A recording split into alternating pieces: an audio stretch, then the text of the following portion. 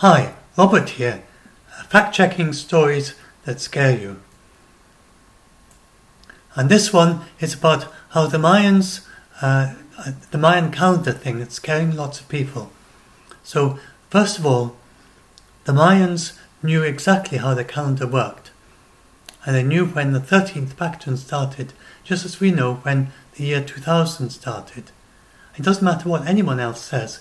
It doesn't matter how the Mayan calendar works, or the Julian, or the Ethiopian calendar. We are going by our calendar, and we know when the year 2000 is. And nobody else can tell us that the year 2000 is any other year. It was 20 years ago. In the same way, the Mayans know exactly when the 13th Baktun started. They know the exact day. And that was about 7 years and 7 months ago, and a few days after that. And here they are celebrating it. And the day that they celebrated it was the 21st of December 2012 in our calendar. So there's no question about that. And the Mayans have no stories of the world ending. Their calendar just keeps going on for millions of years. And the Mayans continued. Although the Spaniards conquered their civilization, there was only one big city left. It was actually decaying already. But the remaining Mayans, they still kept their religious practices going after the Spaniards invaded what is now Guatemala. And they're still there. And they still do their celebrations, mixed a bit with Christianity, but still using their old calendar. So where does this story come from? It was this chap called Paolo, and he just made a mistake. He somehow came to the idea that the Julian calendar was 8 years out relative to the Gregorian calendar by now. It's actually 13 days out. But it's absolutely, the whole thing is irrelevant to the Mayans anyway, because they didn't use leap years. The difference between the Julian and the Gregorian calendar is because the different way they count leap years for centuries. But the Mayans didn't have leap years. And nothing to do with the birth of Jesus. It's just totally irrelevant to the Mayans. But anyway, he made this big mistake. And then he deleted his tweet, but it was too late. The Mirror, which is a red top tabloid in the UK, and will run anything on any rubbish on this sort of topic. And one journalist from the Mirror must have just seen this tweet and thought, oh, if I run this, then that'll be a thrilling thing for my readers. And they didn't bother to talk to him. I know they don't talk to the people they run these stories about. And then, so Paolo just suddenly finds that the whole world is running these stories about his mistaken tweet. And it's been going on ever since. He deleted his Twitter account. He must have been very embarrassed. And then since then, someone else has created a fake account pretending to be Paolo. I've reported it. Several people have reported it. But Twitter, like Facebook, then the moderators are not working at their job. They're staying at home. And so it takes quite a long time for things like this to be fixed. So there's a fake account there, and the story's running about the fake account. And it's all utter nonsense. This is about how the Mayan calendar, they never said the world would end. So this is not the first Baktun that they've had to celebrate. The 7th Baktun was about 400 years before Jesus. And our calendar goes back about that far. There's the 8th, and then there's the 9th, the 10th, 11th, the 12th, which had been a little bit after the Spaniards got there, and now they're on to the 13th. They just celebrated the 13th. Then there'll be the 14th, the 15th, the 16th, the 17th, the 18th, the 19th, in 4378, and then when you get to the 20th, it's the first Baktun, 4772.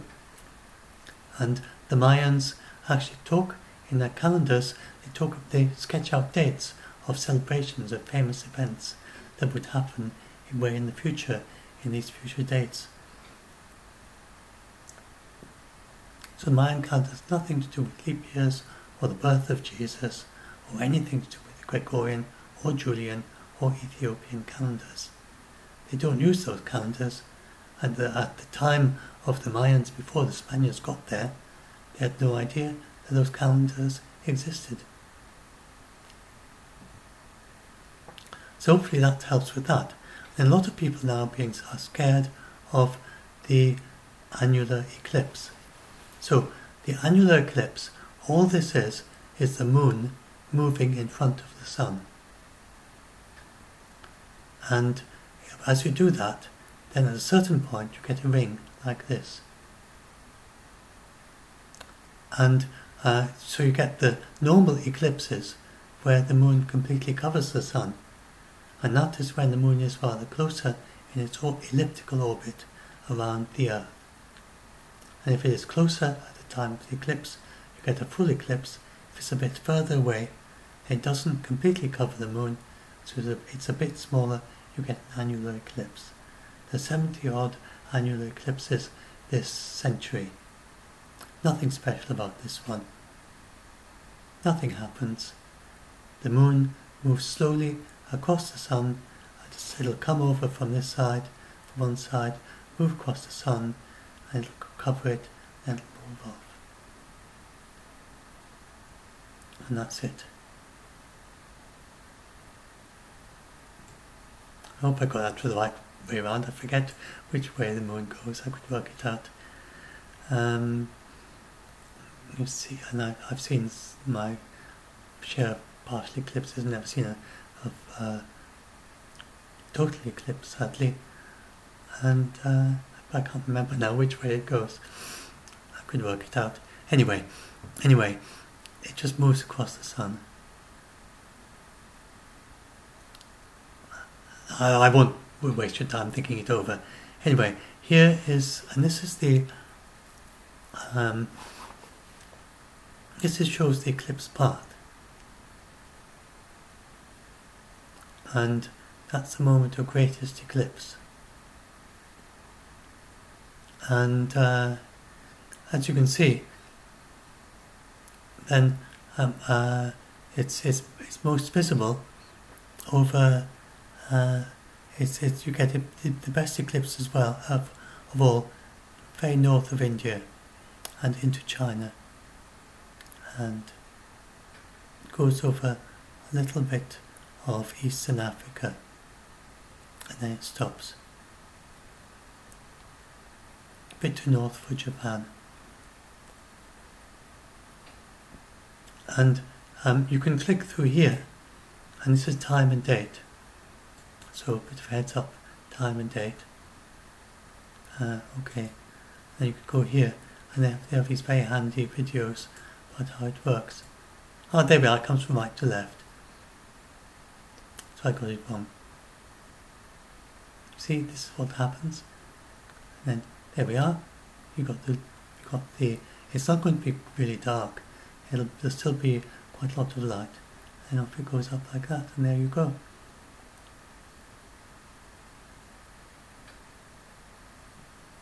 This is so you can put in. This was for maximum point, which is in the northern hemisphere. It'll look back to front in the southern hemisphere just because you're upside down relative to the eclipse. But I don't think we can see this one in the southern hemisphere. Go to the path map, and you can click wherever you are. So, suppose you're in Nepal.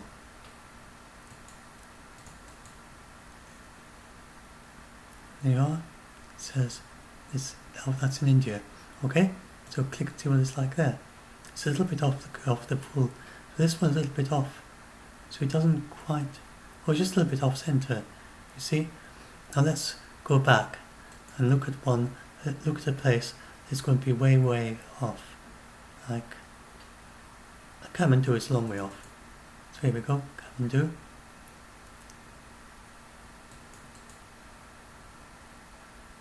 Kathmandu in Nepal. So I don't think that's going to have so that's the maximum for Kathmandu. So now if you go and look at that, it comes down on the right, and up like that. That's all you get. So you don't actually get an annular eclipse there. And then if you go even further away, say in this place in India, then you just barely get an eclipse at all. That's its maximum. And if you go really far away,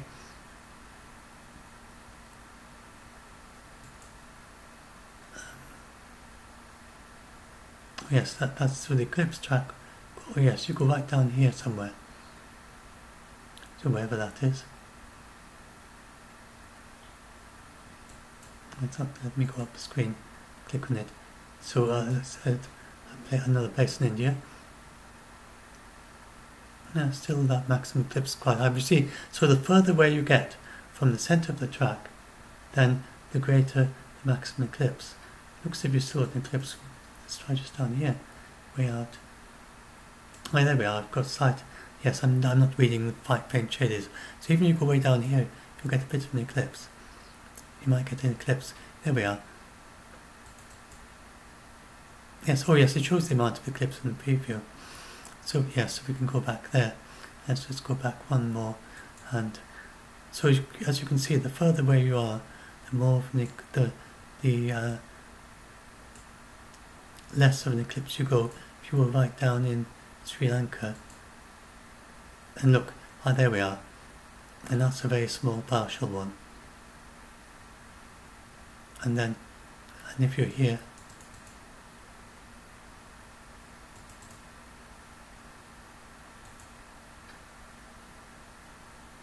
if we go and click that one, and this is all you'll get. So now do our same thing, and you can see the moon will just come up there and just clip a little bit of the sun, and then off it goes.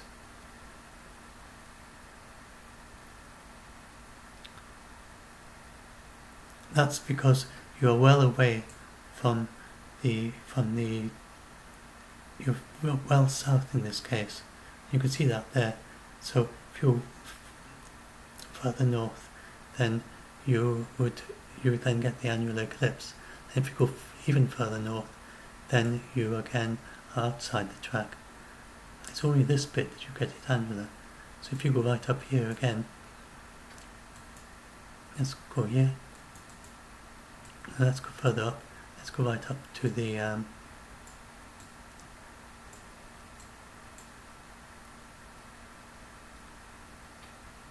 somewhere up here in Kazakhstan.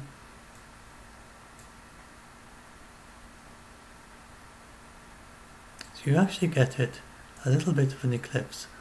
So let's go and look somewhere. You get it even in Turkey. You'll get an eclipse.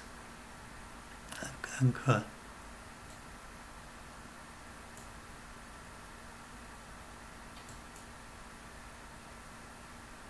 First in Turkey.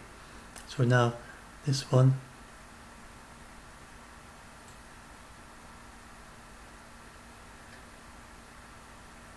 There we go. So anyway, I hope this gives you an idea of what it is. So there's absolutely nothing to worry about. It's just the moon. And the reason the moon is may seem to be following a strange track. Remember, the Earth is moving as well as the moon. The Earth is rotating and the moon is moving. I'm not sure if it's following a straight line there.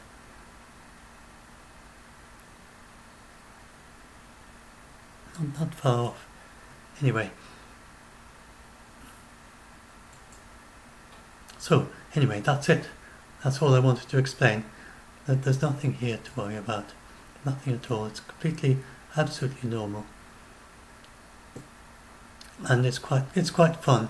My standard warning: if you get a solar eclipse, don't stare at it. Some people can stare at an eclipse and they're lucky. They can even stare maybe for an hour or something. Some people, their eyes will be more sensitive and they'll be quite damaged. And usually you get over it. But if you stare, it's nothing to do with the eclipse. It's just staring at the sun. When you have an eclipse, people get fascinated by the sun and they'll stare at it. It's not a good idea to stare at the sun because our eyes are unable to sense that it's being damaged. You have the lens which focuses the heat and the, more important, the ultraviolet radiation on the back of your eye. And then when that goes on for a bit, and then if you're looking through a telescope, the heat can damage your eyes. If you're just looking at the naked eye, it's more the ultraviolet.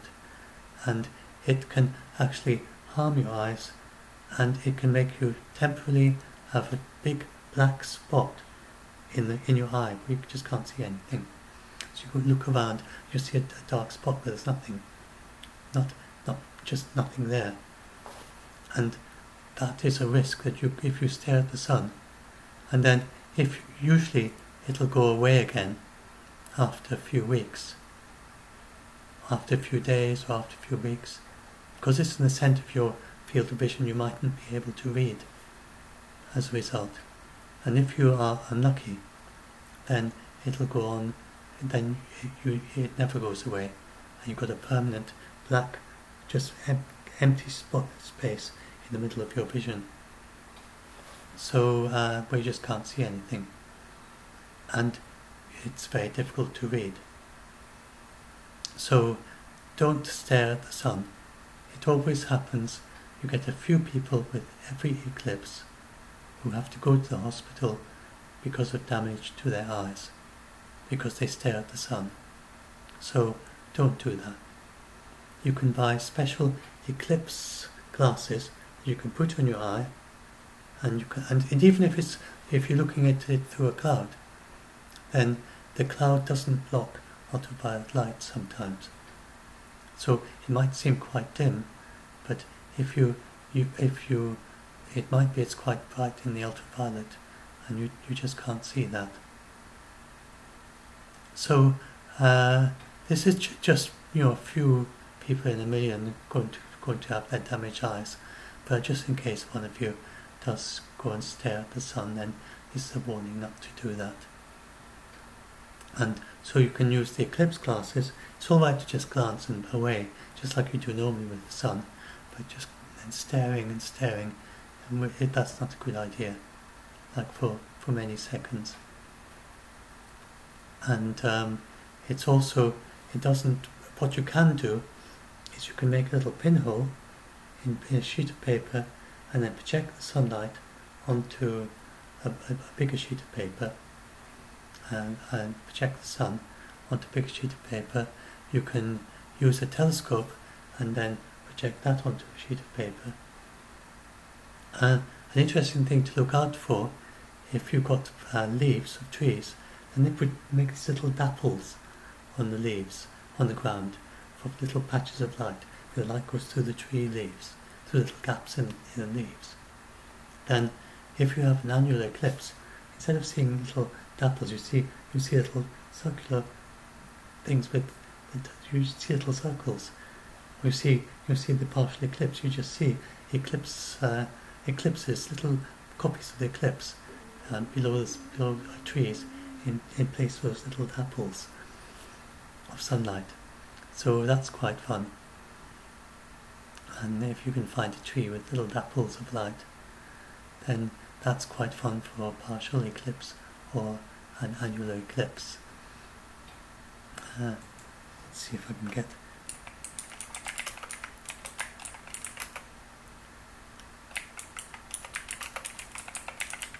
I wonder if I can get that quickly. Images.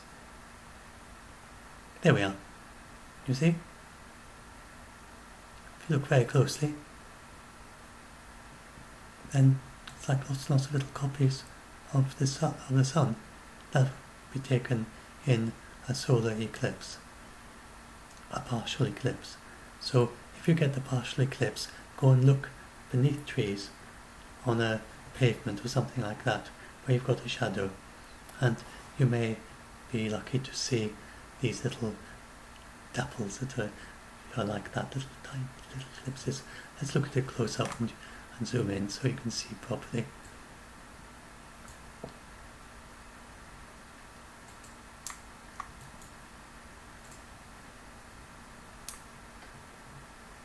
You see? Tiny little dapples from the sun. So that's fun. And that's you won't see the corona or all the other fun things of a total eclipse, but you will see this rather strange looking sun. And then just wait, and after an hour so it'll go away if you're near the center. Then you have a look. 10:22, 12:03. It's about a couple of hours. So it's getting on for 4 hours, not quite for the whole thing. If you're right in the center, the first little nipple comes out of the sun, the moon goes across, then you've got your annular eclipse, then the other way around, and then get a nipple out of the other side of the sun. From right to left, but if I were doing from you, then left to right is actually right the right way around if you're looking at that image of me. Anyway, so there's nothing to worry about. It's good fun, it's nice stuff, and I hope some of you now are a bit less scared of this annular eclipse. It's absolutely normal.